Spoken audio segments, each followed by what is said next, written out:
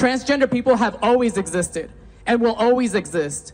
Next week, thousands of trans youths in Los Angeles will lose life-saving health care. Children's Hospital Los Angeles, or CHLA, is home to the largest dedicated clinic that treats transgender children and adolescents in the country. But after Trump threatened to cut federal funding to medical centers that provide gender-affirming care for trans youths, CHLA decided to shutter its gender clinic. In an email to patient families, the hospital stated that there was quote-unquote no viable alternative to ending treatment for nearly 3,000 patients. Trans care is essential, especially our trans youth. It is a life-saving care for them.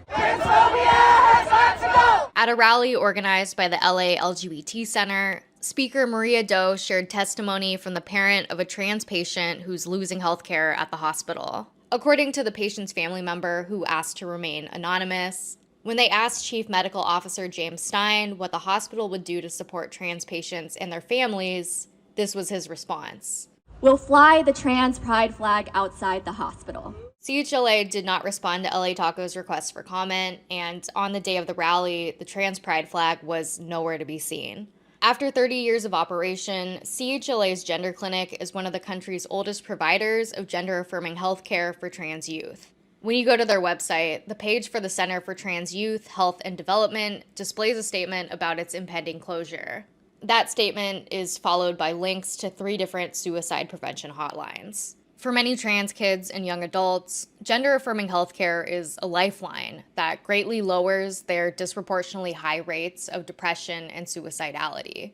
And it's worth noting that many of the gender-affirming treatments that CHLA will no longer provide to trans patients will still be provided to their cisgender counterparts.